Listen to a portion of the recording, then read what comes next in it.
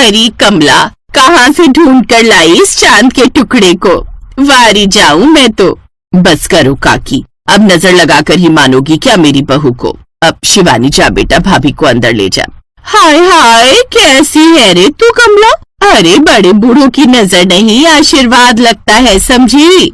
मैं सब समझती हूँ काकी, किसका क्या लगता है और क्या नहीं। तुम तो बस चाय पियो और घर जाकर आराम करो। ये कहकर कमला भी अंदर चली गई और शांति काकी बुझा सा मन लेकर अपने घर चली गई। कमला का स्वभाव हमेशा से ऐसा ही था, जली कटी बातें बोलना उसकी आदत थी और अब तो वो सास बन गई थी। कमला के 2 ही बच्चे थे, बड़ा बेटा कमल और छोटी बेटी शिवानी। और अब मिताली कमल की पत्नी बनकर घर में आ गई थी। बहू, तुम्हें पहले दिन ही समझाया था मैंने कि बाहर वालों के सामने जरा घूंघट कर लिया करो। अब सॉरी मम्मी जी, वो दादी अकेली ही थी तो मैंने सोचा कि। सोचने का काम तुम मुझ पर छोड़ दो और मैं जो कहूँ उसे समझने पर ध्यान दो। बस करो माँ, कितना डांटोगी भाभी को। अच्छा छोड़ो ये सब, और ये देखो मैंने कल की पार्टी के लिए मेहमानों की लिस्ट बना ली है, कोई रह गया हो तो आप देख लो। अरे हाँ भाभी, मैंने तो आपसे पूछा ही नहीं, आपकी साइड से कौन कौन आ रहा है? अब माँ तो आ नहीं पाएंगी क्योंकि शादी के बाद घर का काम बहुत फैला हुआ है। कोई जरूरत नहीं है इतने लोगों को बुलाने की। अरे कोई पार्टी वार्टी नहीं है, सिंपल सी पूजा है और फिर बहू की पहली रसोई की रस्म। बस कुछ करीबी लोगों को ही बुलाना है। लाई धर दे मुझे लिस्ट। ओहो शिवानी, क्या है ये सब? ये तेरी सहेलियां क्या कर रही हैं इस लिस्ट में? उन सबको शादी पर बुलाया था ना, हटाओ इन सबको। अच्छा, तो फिर मैं भैया के भी सारे दोस्तों को हटा देती हूँ और मोहल्ले की औरतें जो आपकी सहेलियां उन्हें भी। चुप कर और जितना कहा है बस उतना कर। चल मैं बनवाती हूँ नई लिस्ट। फिर कमला अपनी बेटी शिवानी को लेकर वहां से चली गई। उसने ये तक जानने की कोशिश नहीं की कि मिताली आखिर कहने क्या वाली थी। कमला के इस बर्ताव का मिताली को बुरा लगा, लेकिन उसने कुछ कहा नहीं और तभी उसका फोन बजा। हेलो रवि, कैसा है? मैं तो एकदम झकास, हमेशा की तरह। तू सुना, ससुराल में कैसी कट रही है? बस ठीक हूँ यार। अच्छा सुन, ये बता कल तेरे लिए क्या लेकर आऊं? हाँ, तुझे सुनीता आंटी ने बताया नहीं क्या? अब वो तो बिजी है तेरा फैलाया रहता समेटने में, तो मुझे जिम्मेदारी दी गई है कल तेरे यहाँ हाजिरी लगाने की। तू कल आ रहा है क्या? अब रवि तू परेशान मत हो, कल इतना बड़ा फंक्शन भी नहीं है। अरे ऐसे कैसे, मैंने तो सारी तैयारी कर ली है, मैं आ रहा हूँ। तू तो बस ये बता कि तेरे लिए क्या लेकर आऊं। और फिर कुछ देर फोन पर बात करने के बाद मिताली ने फोन काट दिया। रवि मिताली का बचपन का दोस्त था। मिताली अपने माता पिता की इकलौती संतान थी। उसके पिता की मौत उसके बचपन में ही हो गई थी और तब रवि ने एक दोस्त होकर भी हमेशा एक भाई की तरह मिताली का ख्याल रखा और हमेशा उसकी माँ के साथ भी खड़ा रहा। यही वजह थी कि मिताली की माँ भी हर चीज में रवि को आगे रखती थी। अच्छी बात ये थी कि रवि के माता पिता को भी इस बात से कोई ऐतराज नहीं था। और फिर अगले दिन, बहू सब कुछ तैयार है ना? जी मम्मी जी, आपने जो कुछ कहा था मैंने सब बना लिया है। लाओ जरा टेस्ट तो कराओ मुझे। फिर मिताली ने जैसे ही कमला को टेस्ट कराने के लिए सब्जी कटोरी में निकाली, तभी शिवानी वहाँ आ गई और मिताली से बोली, भाभी आपकी वो फ्रेंड। कौन? रवि? वो आ गया? हाँ, बाहर हॉल में बैठे हैं। इतना सुनना था कि मिताली फौरन सब्जी की कटोरी वैसे ही छोड़कर हॉल की तरफ चली गई। उसे रवि से मिलने की जल्दी थी, लेकिन उसकी ये जल्दबाजी उसकी सास कमला को अखर गई। उधर मिताली ने जैसे ही रवि को देखा तो वो फौरन उसके गले लगते हुए बोली, कैसे है तू? अरे इतना कमजोर कैसे हो गया? खाना पीना छोड़ दिया है क्या मेरी याद में? हाँ यार, अब तू तो यहाँ अपने ससुराल में मौज कर रही है आराम से, लेकिन मुझे और आंटी जी को बड़ा हल्का हल्का महसूस हो रहा है। मतलब? अरे इतनी बड़ी आफत जो गले से उतर गई है तो हल्का हल्का तो लगेगा ही ना। अच्छा तू रुक, तुझे तो मैं अभी बताती हूँ। लेकिन तभी उसकी नजर पास ही खड़े अपने पति कमल पर पड़ी, जो उसे पीछे देखने का इशारा कर रहा था। फिर जैसे मिताली ने गुस्से से भन्नाई कमला को देखा तो उसके हाव भाव एकदम से बदल गए। उसने फौरन अपने सिर पर घूंघट डाला और धीरे से रवि से बोली, तू बैठ, मैं तेरे लिए पानी लेकर आती हूँ। अच्छा, पहली बार घर आया हूँ तेरे, तो कम से कम कोल्ड ड्रिंक तो पिला दे यार। अब तू बैठ ना चुपचाप, मैं आती हूँ अभी। ये कहकर मिताली रसोई में चली गई और फिर रवि भी कमल और उसके दोस्तों से बातें करने लगा। लेकिन कमला सीधा रसोई में जाकर मिताली से बोली, बहू ये रवि, मैंने तो तुमसे नहीं कहा था इसे बुलाने को। जी मम्मी जी, वो मैंने नहीं बुलाया उसे, बस मम्मी को इनवाइट किया था, पर उन्होंने अपनी जगह इसे भेजा है ताकि मुझे बुरा न लगे। कमाल है तुम्हारे घर का भी, लेकिन हमारे घर में ऐसा नहीं होता है। यहाँ घर वालों की जगह अलग होती है और दोस्ती यारी अलग।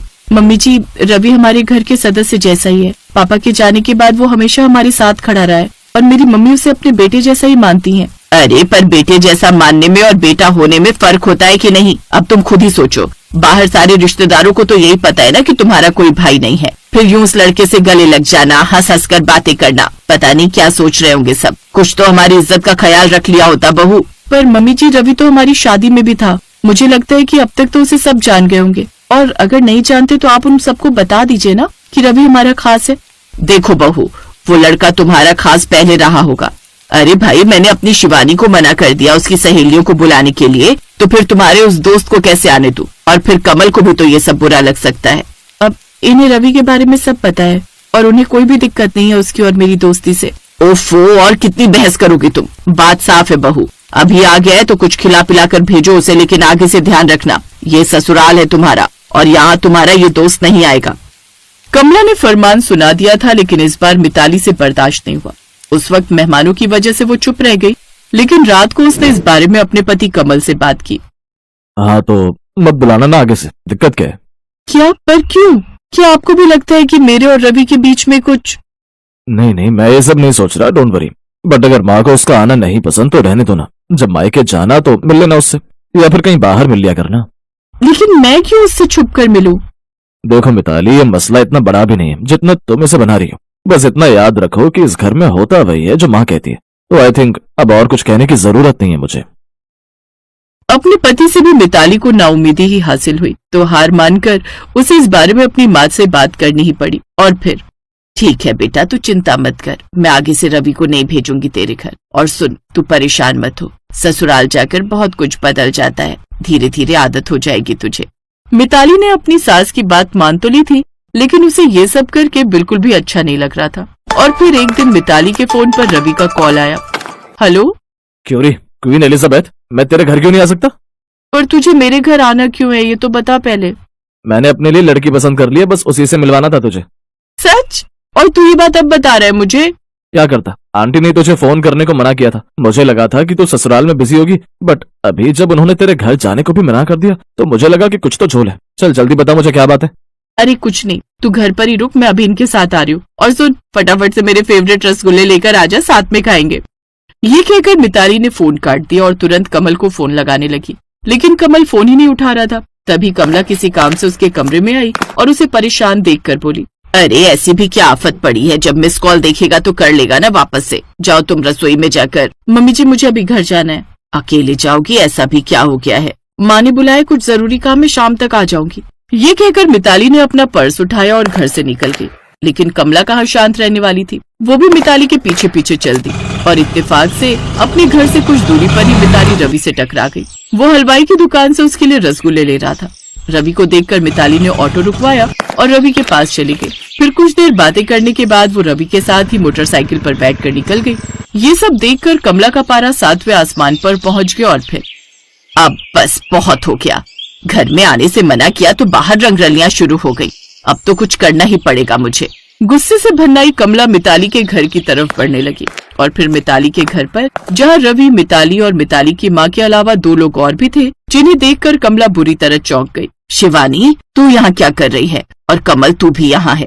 अच्छा है, अपनी बीवी की हरकतें अपनी आंखों से देख ली तूने। तुझे पता है ये अपने इस दोस्त के साथ वहाँ बाजार में। बस करो माँ, कुछ भी बोलने से पहले सच क्या है ये तो जान लो। सच ये है कि मैं और रवि एक दूसरे को पसंद करते हैं, और आज यही बात बताने के लिए मैं और रवि भाभी और भैया से यहाँ मिलने वाले थे। भैया अपने मीटिंग में बिजी थे तो वो सीधा ऑफिस से यहाँ पहुँचे और भाभी को अकेले यहाँ आना पड़ा। फिर रास्ते में भाभी रवि से टकरा गई तो उनके साथ ही घर आ गई। इसमें क्या गलत किया उन्होंने? अरे पर तू इस लड़के से कैसे?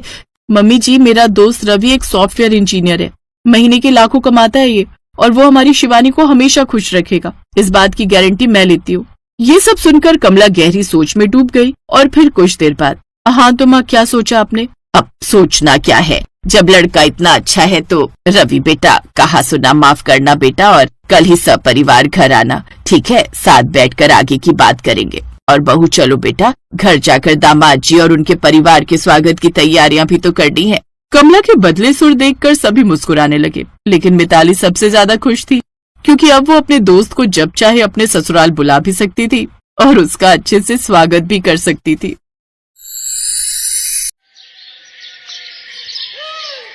एक रोज हॉल में बैठी जानकी टीवी देख रही थी। तभी टीवी में एक हीरोइन की मॉडर्न ड्रेस उसे बड़ी पसंद आती है। वाह, ये ड्रेस कितनी खूबसूरत है और ये हीरोइन भी इस ड्रेस में कितनी सुंदर लग रही है। काश मैं भी ऐसे कपड़े पहन पाती। काश क्यों, मैं भी पहनूंगी ऐसे कपड़े, मुझे कौन रोकेगा टोकेगा। और जानकी, कपड़े पहनने की कोई उम्र थोड़ी ना होती है, जब जागो तब सवेरा। जानकी जब भी किसी लड़की को टीवी पर या रास्ते में मॉडर्न कपड़े पहने देखती तो उसका भी बड़ा मन होता मॉडर्न कपड़े पहनने का, इसलिए अब उसने भी मॉडर्न कपड़े पहनने का मन बना लिया। उसने टीवी पर से उस हीरोइन की ड्रेस की फोटो खींच ली और अगले दिन ही शॉपिंग पर जाकर एक अच्छा सा कपड़ा लेकर आती है और ट्रेलर के पास जाकर बिल्कुल वैसी मॉडर्न ड्रेस बनवा लेती है। सुनो ट्रेलर, बढ़िया सा गाउन बना दियो।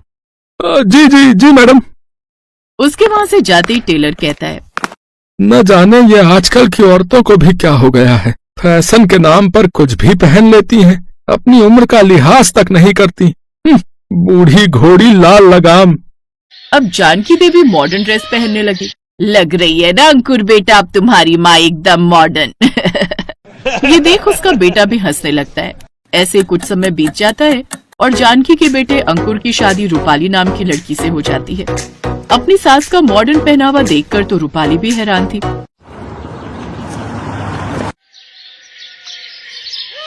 बहू, ये वाला टॉप देख, अच्छा लग रहा है ना, इसे क्रॉप टॉप कहते हैं।